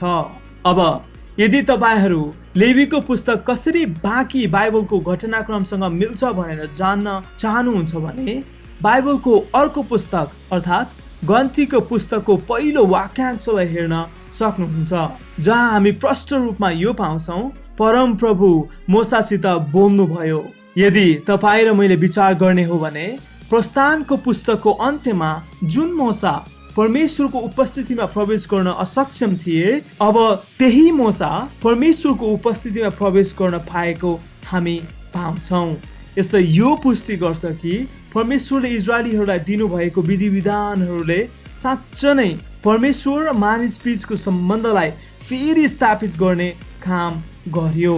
यसरी यो पुस्तकको अन्त्य हुन्छ। नेपाली क्रिस्चियन स्कुलमा हामी फेरि पनि तपाईलाई स्वागत गर्दछौँ। आज हामी बाइबलको चौथो पुस्तक गन्तीको विषयमा चर्चा गर्न गइरहेका छौँ। तपाईँ हामीलाई लाग्न सक्छ कि यो पुस्तकमा खालि गन्ती गर्दै जनगणना मात्र लिएको छ र कतिपय समय अध्ययन गर्दै जाँदा दिक्क पनि लाग्न सक्छ, जुन स्वाभाविक हो। तर यदि हामीले यो पुस्तकको विशेषतालाई थाहा गर्न सक्यौं भने यो पुस्तक अध्ययन गर्न हामीलाई एकदमै जोश मिल्छ। त्यही विशेषता के हो त भनी हामी आज यस भिडियोमा हेर्नेछौँ। अनि अर्को कुरा, पुस्तकको विशेषता पूर्ण रूपले थाहा गर्न भिडियो चाहिँ पुरै हेर्न जरुरी छ नि। त्यसैले लगभग 10 मिनेटको समय दिनुहोस् है त। तयार हुनुहुन्छ? एकदमै। हुन्छ, त्यसो भए पुस्तकलाई गहिरिएर निहालौं। सिनै पर्वतको छेउमा वर्षौं दिनको बसाइ पश्चात परमेश्वरले अब्राहमसँग प्रतिज्ञा गर्नुभएको देश जाने क्रम सँगसँगै नै यस पुस्तकको सुरुवात हुन्छ। यस पुस्तकमा कुलहरूको जनसङ्ख्या, पुजारीहरू र लेवीहरूको संख्या र अरू कुराको तथ्याङ्कको वर्णन गरिएको र एक पटक मात्र नभई 2 पटक इजरायलीहरूको जनगणना लिएको हुनाले यस पुस्तकको नाम गन्ती हुन आएको हो। अहिलेसम्मको कुरा त त्यति मजाले बुझेन नि। त्यसैले मैले सुरुमै भने नि, भिडियो चाहिँ पुरा हेर्नुहोस् भनेर। अवश्य बुझ्नुहुनेछ। अब हामीले यस पुस्तकलाई अध्ययन गर्दा सजिलोको लागि यसलाई 3 भागमा विभाजन गर्न सकिन्छ। पहिलो 1 देखि 10 जुन सिनै पर्वतबाट सुरु हुन्छ, दोस्रो 11 देखि 21 जहाँ इजरायलीहरू पारानको मरुभूमि हुँदै यात्रा गर्छन्, र तेस्रो 22 देखि 36 जहाँ तिनीहरू मोआबको मैदानमा यात्रा गर्छन्, जुन प्रतिज्ञा गरिएको देशदेखि ठिक पारिपट्टि थियो। अब हेरौं पहिलो भागलाई, जुन उनीहरूको जनगणनाको साथ नै सुरु हुन्छ। त्यसपछि त्यहाँ इजरायलीहरूलाई उनीहरूको शिविरमा कसरी व्यवस्थित तौरले रहने भन्ने विषयमा जानकारी दिएको छ। जस अनुसार भेट हुने पाल बीचमा हुनुपर्ने थियो र त्यसको वरिपरि पुजारीहरू तथा लेवीहरू अनि तिनीहरूको वरिपरि 12 कुलहरू व्यवस्थित रूपमा रहनु पर्दथ्यो र यी सबैको अघि अघि हिँडेर जान चाहिँ यहुदाको कुललाई राखिएको थियो। आहा, यो त मैले कहिल्यै सोचेको थिइनँ। यहाँ त मैले येशू ख्रीष्टको चित्रणलाई पो देख्दैछु त। एकदमै सही भन्नुभयो। हो, अझ विस्तारमा हेरौँ है त। यसरी यी सबै कुराहरूबाट पनि परमेश्वरले तिनीहरूलाई यो बुझाउन खोज्दै हुनुहुन्थ्यो कि उहाँ उनीहरूको बीचमा बास गर्नुहुन्छ। अध्याय 5 देखि 10 ले लेवीको पुस्तकमा बताएको शुद्धताको व्यवस्थालाई अझै विकास गर्दै गरेको हामी पाउँछौँ। र यदि परमेश्वरको उपस्थिति तिनीहरूको माझमा हुने हो भने उनीहरूको सारा प्रयास त्यस पाललाई कसरी शुद्ध बनाउने भन्ने विषयमा हुनु पर्थ्यो, जसले परमेश्वरको पवित्रतालाई स्वागत गर्न सक्दथ्यो। त्यसै गरी अध्याय 10 मा परमेश्वरको उपस्थिति भेट हुने पालबाट बादलको रूपमा निस्की इजरायलीहरूलाई सिनै पर्वतबाट मरुभूमितिर डोर्याउँछ। तर तत्कालै अध्याय 11 मा परिस्थितिले भयानक रूप लिन्छ, कारण 11 अध्यायमा मानिसहरूले उनीहरूको भोक र प्यासको विषयमा मात्र नभई मिश्रमा नै फर्केर जान पाए हुन्थ्यो भन्ने खालको गनगन सुरु गर्छन्। यति मात्र नभई अध्याय 12 मा आएर मूसाको आफ्नै दाजु र बहिनीले सम्पूर्ण इजरायलीहरूको अघि मूसाको विरुद्धमा खराब शब्दहरू बोल्छन्, जसले यो संकेत गर्दै थियो कि यो यात्रा निकै नै कठिन हुनेछ। कति धेरै गणन गरेको नि, तर यो बुझ्दै गर्दा त मलाई यो लाग्दैछ कि ती इजरायलीहरू जस्तै हामी पनि दिनदिनै अनेक कुराहरूमा गणन गरिरहन्छौँ। एकदमै सही भन्नुभयो। हामी इजरायलीहरू भनी सजिलै दोष त लगाउँछौँ, तर वास्तवमा हामी पनि त्यही पुस्ता हौ जो हरेक दिन गनगनमै रोमलिरहेका हुन्छौँ। आउनुहोस् अझै अघि बढौँ। निरन्तर अध्याय 13 देखि 16 मा हामी हेर्छौँ भने इजरायलीहरू फारानको मरुभूमिमा गएको आगमन सँगसँगै नै हुन्छ, जुन ठाउँ प्रतिज्ञा गरिएको देशभन्दा लगभग आधा बाटोमा थियो। र परमेश्वरले मूसालाई 12 जना जासुस अर्थात् गुप्तचर पठाउनु भनी अराउनुहुन्छ, हरेक वंशबाट 1 जना, ताकि उनीहरूले प्रतिज्ञा गरेको देशको भेद पत्ता लगाउन सकुन्। त्यसपछि जब ती गुप्तचरहरू देशको भेद लिएर फर्के, तिनीहरू मध्ये 10 जनाले भने कि इजरायलीहरूलाई त्यहाँ बाँच्न सक्ने कुनै सम्भावना छैन, किनभने कनानीहरूले तिनीहरूलाई नाश गर्नेछन्। तर 2 गुप्तचर अर्थात् कालेब र यहोशूले भने कि हामीलाई परमेश्वरले बचाउनुहुन्छ। यद्यपि ती 10 जना गुप्तचरले विद्रोहको नयाँ योजना गर्छन्, जस अनुसार तिनीहरूले आफ्नो निम्ति नयाँ अगुवा नियुक्त गराई मिश्र देश फर्कने थियो। त्यसो भएपछि परमेश्वर रिसाउनु त स्वाभाविक थियो, तर पनि मूसाले परमेश्वरसँग मानिसहरूको पक्षमा बिन्ती गर्छन्। मलाई यी 2 गुप्तचरहरू अर्थात् कालेब र यहोशू साह्रै नै उत्साहित लाग्यो, जसले मलाई परमेश्वर हामीहरूसँग हुनुहुन्छ भने हाम्रो विरुद्ध को खडा हुन सक्छ भन्ने वचन स्मरण गरायो। परमेश्वरलाई महिमा भएको होस्। साँच्चै नै तपाईले असल कुरा गर्नुभयो। हो, हामी कतिपय समय उहाँलाई विश्वास त गरेको भन्छौं, तर यथार्थमा ती अरू 10 गुप्तचरहरू जसले समस्यालाई मात्र जोड दिएको थिए त्यस्तै भई पठाउँछौं। आउनुहोस् निरन्तरता दिउँ। बिन्ती गर्ने क्रममा मोसाले परमेश्वरलाई फेरि पनि अब्राहमसँग गरेको प्रतिज्ञाहरूमा विश्वासयोग्य हुनु भनी भन्छन् र परमेश्वरले पनि त्यसै गर्नुहुन्छ। तर यो क्षमा परिणाम बिनाको थिएन र सोही अनुरूप परमेश्वरले यो पुस्तालाई नमरुन्जेल 40 वर्षसम्म उजाड स्थानमा नै भौतारिने सजाय दिनुहुन्छ, ताकि उनीहरू कोही पनि प्रतिज्ञा गरेको देशमा पुग्न नसकुन्। केवल तिनीहरूको बच्चाहरू मात्र प्रतिज्ञा गरिएको देशमा प्रवेश गर्न पाउनेछन्। अब तपाईलाई लाग्न सक्छ कि यो गम्भीर परिणामले तिनीहरूलाई झकझक्याउँछ होला भनेर, तर यो परिस्थिति झनै नराम्रो हुँदै जान्छ। अध्याय 16 देखि 17 मा जब हामी हेर्छौं भने त्यहाँ लेवीहरूको एक समूह छ जसले मोसा र हारूनको नेतृत्वलाई चुनौती दिई विद्रोह सुरु गर्छन् र तिनीहरूले आफ्नो सीमा नागे भन्दै गनगनाउँछन्। तर उनीहरूको यही विद्रोही स्वभावकै कारण धरतीले आफ्नो मुख बाएर उनीहरू र उनीहरूका घरानाहरूलाई निलेको वृत्तान्तलाई हामी यहाँ पाउँछौं। त्यसपछि परमेश्वरले मोसा र हारूनलाई इजरायलको अगुवाको रूपमा फेरि पनि घोषणा गर्नुहुन्छ। अब जब तिनीहरू पारानको क्षेत्र छोडेर यात्रा सुरु गर्छन्, इजरायलीहरू फेरि चुक्दछन्, कारण अध्याय 20 मा आएर इजरायलीहरू फेरि आफू तिर्खाएको गुनासो गर्दै मोसाले तिनीहरूलाई किन मिस्रबाट बाहिर ल्याए भनेर गनगन सुरु गर्छन्।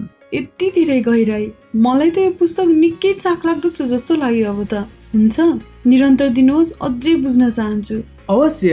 त्यसकारण परमेश्वरले मोसालाई आज्ञा गरी चट्टानबाट सबै मानिसहरूको निम्ति पानी निकाल्न भनी अराउनुहुन्छ, तर मोसाले त्यसो गर्दैनन्।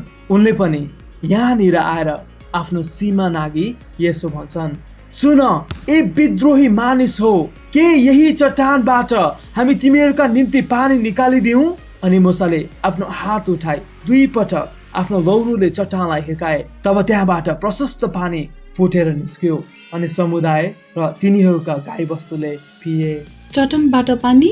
हजुर, चट्टानबाट पानी। तर मोसाको लागि यो आश्चर्य कर्म एकदमै भयानक साबित भयो, किनभने मोसाले आज्ञा गर्नुको सट्टा चट्टानलाई हिर्काई त्यो पानी निकाल्ने व्यक्ति आफै झै गर्छन्, जसले गर्दा मोसाले पनि आफूमाथि परमेश्वरको त्यस्तै न्यायलाई निम्त्याउँछन् जुन इजरायलीहरूले निम्त्याएका थिए। उनी पनि प्रतिज्ञा गरिएको भूमिमा प्रवेश गर्न पाउने भएनन्। यसरी निरन्तर 21 अध्यायमा इजरायलीहरूको विद्रोहले गर्दा परमेश्वरले उनीहरूमाथि एउटा अनौठो न्याय ल्याउनुहुन्छ, जस अनुसार अचानक विषालु सर्पहरू आएर मानिसहरूलाई डस्न थाल्छन्। यसकारण मोसाले फेरि मानिसहरूको तर्फबाट परमेश्वरसँग बिन्ती गर्छन् र परमेश्वरले मोसालाई काँसाको सर्प बनाएर त्यसलाई खम्बामा झुन्ड्याउनु भनी निर्देशन दिनुहुन्छ, ताकि जो कोहीले त्यस झुन्डेको सर्पलाई हेर्ने थिए त्यो व्यक्ति निको हुने थिए। यो एक अनौठो प्रकारको प्रतीक भए तापनि यसले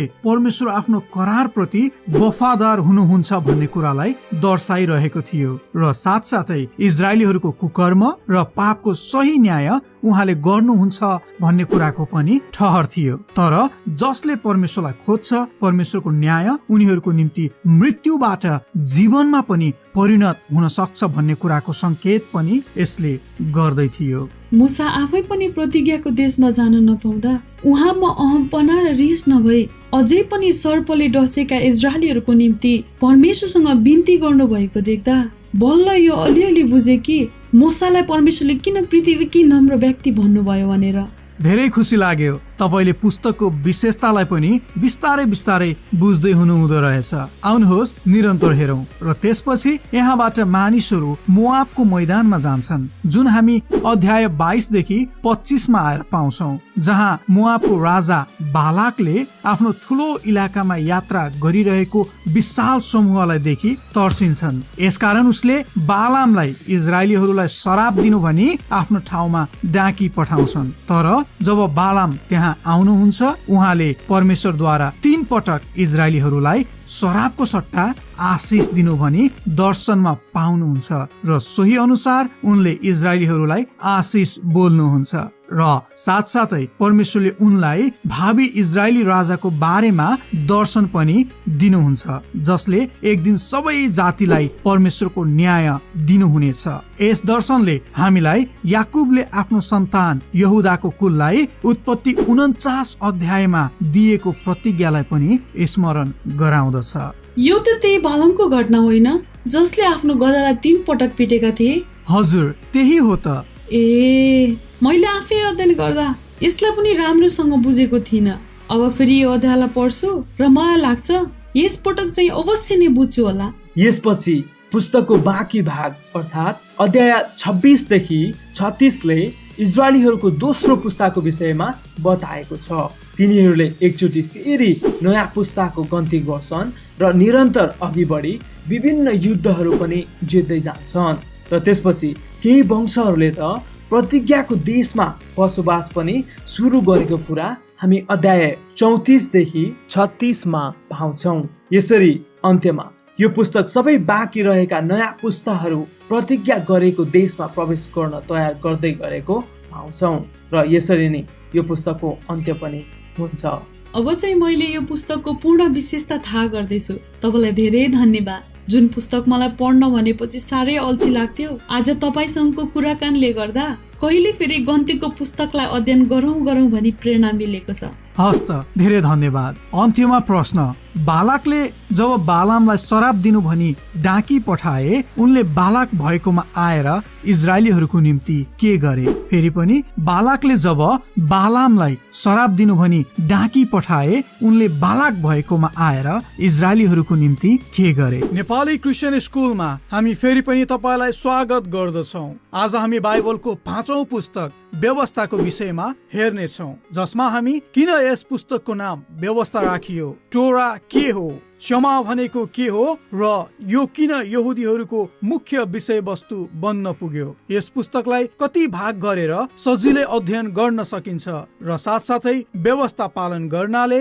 के हुन्छ आदि इत्यादि जस्ता विषयलाई गहिरिएर निहाल्नेछौँ। यदि तपाईँ प्रथम पटक हाम्रो भिडियो हेर्दै हुनुहुन्छ भने हाम्रो च्यानलमा गई बाइबलका अरू पुस्तकहरूको पनि अवलोकन गर्न सक्नुहुनेछ। यस च्यानलको मुख्य उद्देश्य बाइबलका 66 वटा पुस्तकलाई नै यसै गरी क्रमबद्ध रूपमा तपाईहरूको माझ प्रस्तुत गर्नु हो र यदि तपाईलाई हाम्रो प्रस्तुति मन परेमा कृपया च्यानललाई लाइक, शेयर र सब्स्क्राइब गरिदिनु हुन भनी पनि हामी विनम्र अनुरोध गर्दछौँ। आउनुहोस् अब हामी पुस्तकलाई सुरु गरौँ। यो पुस्तकको लेखक पनि मोसा हुन् भन्ने धेरैको मान्यता छ, जुन 1407 देखि 1406 बीसीको समयमा लेखिएको थियो। यस पुस्तकमा 34 अध्यायहरू छन्, जसमा जम्मा गरेर 959 पदहरू समावेश गरिएको छ। व्यवस्थाको पुस्तक बाइबलको 5औं पुस्तकको साथसाथै टोराको अन्तिम पुस्तक पनि हो। टोरा बाइबलको सुरुका 5 पुस्तकहरूलाई भनिन्छ: उत्पत्ति, प्रस्थान, लेवी, गन्ती र व्यवस्था। यदि तपाईँ टोराको विषयमा अझै बढी जान्न चाहनुहुन्छ भने हाम्रो अर्को भिडियो हेर्न सक्नुहुनेछ। व्यवस्थाको पुस्तकको अंग्रेजी नाम ड्युटरोनोमी हो, जसको अर्थ दोस्रो व्यवस्था अर्थात् व्यवस्थाको दोहोर्याई भन्ने बुझिन्छ। जुन व्यवस्था सिनै पर्वतमा मोसाले करिब 38 वर्ष पहिले दिएका थिए र त्यसैलाई उनले यहाँ फेरि दोहोर्याउँदै गरेको हामी पाउँछौँ, कारण यस समयसम्म 40 वर्षका मानिसहरू मरुभूमिको यात्रामा नै मरिसकेका थिए र दोस्रो पुस्ताले राम्रोसँग परमेश्वरको व्यवस्था बुझ्न सकेका थिएनन् र मोसाको उद्देश्य चाहिँ सिनै पर्वतमा स्थापित गराएलाई इजरायलीहरूले फेरि नवीकरण गरून् अर्थात् परमेश्वरमा ताजा समर्पण गरियोस् भन्ने थियो। समर्पण बिना तिनीहरूले न त लडाई नै जित्थे न त कनानलाई कब्जा गरी परमेश्वरको प्रशस्त आशिष नै उपभोग गर्न सक्थे। र त्यसै गरी व्यवस्थाको पुस्तकलाई हामी मोसाले प्रचार गर्दै गरेको एक श्रृङ्खला हो भने पनि बुझ्न सक्छौँ, जहाँ हामी इजरायलको नयाँ पुस्तालाई परमेश्वरको करारप्रति एकदमै वफादार हुनु भनी बताउँछन्। यस पुस्तकको मध्य भागमा हामी परमेश्वर र इजरायलीहरूको करारका शर्तहरूलाई पाउँछौँ र यसको वरिपरि मोसाले प्रचार गरेका 2 बाहिरी भागलाई पाउँछौँ। आउनुहोस् पहिलो खण्ड अर्थात् 1 देखि 11 अध्यायलाई अझै गहिरिएर हेरौँ। यस भागमा मूसाले उजाड स्थानमा परमेश्वरको प्रशस्त अनुग्रह हुँदा हुँदै पनि त्यस प्रबन्ध विपरीत विगतका पुस्ताहरूले कति विद्रोह गरेका थिए भन्ने कुरा बताउँछन् र साथसाथै उहाँ भन्छन् परमेश्वरले इजरायलीहरूमाथि न्याय त ल्याउनु भयो तर उनीहरूसँगको आफ्नो करार चाहिँ कहिल्यै तोड्नु भएन। यसै कारण मूसाले ती नयाँ पुस्तालाई परमेश्वरको करारप्रति एकदमै वफादार हुनु भनी प्रोत्साहन दिन्छन् र मूसाले प्रोत्साहन दिने क्रममा उनी भन्छन्, हे इजरायल सुन, परमप्रभु हाम्रा परमेश्वर एउटै परमप्रभु हुनुहुन्छ। तिमीहरूले परमप्रभु आफ्ना परमेश्वरलाई आफ्नो सारा हृदयले, आफ्नो सारा प्राणले र आफ्नो सारा शक्तिले प्रेम गर, जसलाई हामी व्यवस्था 6:4-5 मा पाउन सक्छौँ र यसलाई क्षमा पनि भनिन्छ। क्षमाको शाब्दिक अर्थ सुन्नु, ध्यान दिनु र सुनेर त्यसलाई व्यवहारमा उतार्नु भनेको बुझिन्छ। यसरी यही पद यहुदी धर्ममा एउटा महत्त्वपूर्ण दैनिक प्रार्थना साथसाथै पुस्तकको मुख्य विषयवस्तु र मुख्य सारांश बन्न पुग्यो। र क्षमाको अर्को मुख्य धारणा यो हो कि इजरायलीहरूले केवल एक सत्य परमेश्वरको आज्ञा मानुन् र उहाँ प्रति समर्पित पनि होउन्, कारण इजरायलीहरू प्रतिज्ञाको देश जान लागेका थिए जहाँ मानिसहरूले मूर्ति र विभिन्न प्रकारको देवी देवताहरूको पूजा गर्दथे, जुन व्यवस्था विपरीत थियो, जसले श्राप सँगसँगै मृत्युलाई निम्ताउँदथ्यो। तर इजरायलका परमेश्वर जो एक सत्य सृष्टिकर्ता र उद्धारक हुनुहुन्छ, उहाँलाई आराधना गर्नाले चाहिँ जीवन र आशिष ल्याउनेछ भनी मूसाले ती नयाँ पुस्ताहरूलाई सम्झाएको हामी यस भागमा पाउँछौँ। यसरी परमेश्वरले मूसाद्वारा इजरायलीहरूलाई आज्ञाकारी हुनु भनी भन्नुको मुख्य कारण व्यवस्था पालन गर्नाले इजरायलीहरूलाई अरू राष्ट्रहरूमा एक उदाहरण बनाउन चाहनुहुन्थ्यो। जसरी परमेश्वरले उनीहरूलाई सिनै पर्वतको फेदमा तिमीहरू मेरो निम्ति पुजारीहरूको एक राज्य र एक पवित्र जाति हुनेछौ भनी प्रस्थान 19:6 पदमा भन्नुभएको थियो। अब हामी पुस्तकको मध्यखण्ड अर्थात् 12-26 अध्यायलाई हेर्छौँ भने व्यवस्थाको एक ठुलो सङ्ग्रहलाई पाउँछौँ, जसको सुरुको खण्डमा इजरायलीहरू परमेश्वरको आराधना कसरी गर्ने भन्ने विषयमा जानकारी दिएको पाइन्छ। जस अनुसार परमेश्वरको आराधना गर्नको निम्ति एउटै मात्र स्थान साथसाथै इजरायलका गरिबहरूको हेरचाह गर्न पनि परमेश्वरको आराधना गर्नु जस्तै थियो। त्यसकारण सबै इजरायलीहरू आफ्नो वार्षिक आम्दानीको दशांश आराधनाको निम्ति छुट्याएको स्थानमा ल्याइ दिनुपर्ने थियो भने अर्को दशांश जुन प्रत्येक 3 वर्षको अन्तिममा परदेशी, ठुराठुरी र विधवाहरूको लागि थियो र यी नै उच्च तहको परमेश्वरसँगको सम्बन्ध र सामाजिक जिम्मेवारीकै कारण इजरायलीहरू उनीहरूको पुरातन छिमेकीहरूको तुलनामा धेरै नै अगाडि थिए। त्यसै गरी अर्को खण्डले इजरायलका अगुवाहरूको चरित्र र गुणहरूको रूपरेखा प्रस्तुत गर्दछ, जस्तै सम्पूर्ण पुजारीहरू लगायत राजाहरू सबैजना व्यवस्थाको अधीनमा बस्नुपर्ने थियो। त्यति मात्र नभई परमेश्वर स्वयंले नै उनीहरूलाई जवाफदेही राख्न अगमवक्ताहरू खडा गर्ने प्रतिज्ञा गर्नुभएको कुरा हामी व्यवस्था 18:18 पाउँछौँ। र फेरि तुलनात्मक हिसाबले हेर्ने हो भने अरू राष्ट्रहरूमा राजालाई ईश्वरीय ओहदा दिइन्थ्यो भने इजरायलका अगुवाहरू चाहिँ व्यवस्था र अगमवक्ताहरूको अधीनमा थिए, जसको राजा चाहिँ स्वयं परमेश्वर नै हुनुहुन्थ्यो। त्यसपछि हामी 19-26 मा हेर्छौँ भने इजरायलको सामाजिक जीवनको बारेमा बृहत जानकारी दिएको पाइन्छ र अन्त्यमा आराधना सम्बन्धी अरू केही व्यवस्थाहरूलाई पनि जोड दिएको छ। अब हामी क्रमशः तेस्रो खण्ड अर्थात् 27-34 मा हेर्छौँ भने अरू बाँकी रहेका सबै व्यवस्थाहरूलाई मूसाले निरन्तर बुझाउँदै गरेको पाउँछौँ। उनले सम्पूर्ण इजरायलीहरूलाई परमेश्वरको वचन पालन गर्नु र परमेश्वरलाई सारा हृदयले प्रेम गर्नु भनी चुनौती दिन्छन् र साथसाथै यदि इजरायलीहरूले परमेश्वरको वचन सुन्छन् र पालन गर्छन् भने तिनीहरू सबै कुरामा महान ठहरिन्छन् र अरू धेरै ईश्वरीय आशिषलाई पनि थाप्नेछन्। तर यदि उनीहरू तर्के र परमेश्वरको विद्रोह गरे भने अनिकाल, विपत्ति र विनाशले उनीहरूलाई नछोड्नुको साथसाथै देशबाट निर्वासन समेत हुनुपर्छ भनी चेतावनी पनि दिएको पाइन्छ। र साथसाथै मोसा भन्नुहुन्छ, आज मैले जीवन वा मृत्यु, आशिष वा श्राप, भलाइ वा नराम्रो जीवन सबै थोक तिमीहरूको अघि प्रष्ट पारिदिएको छु।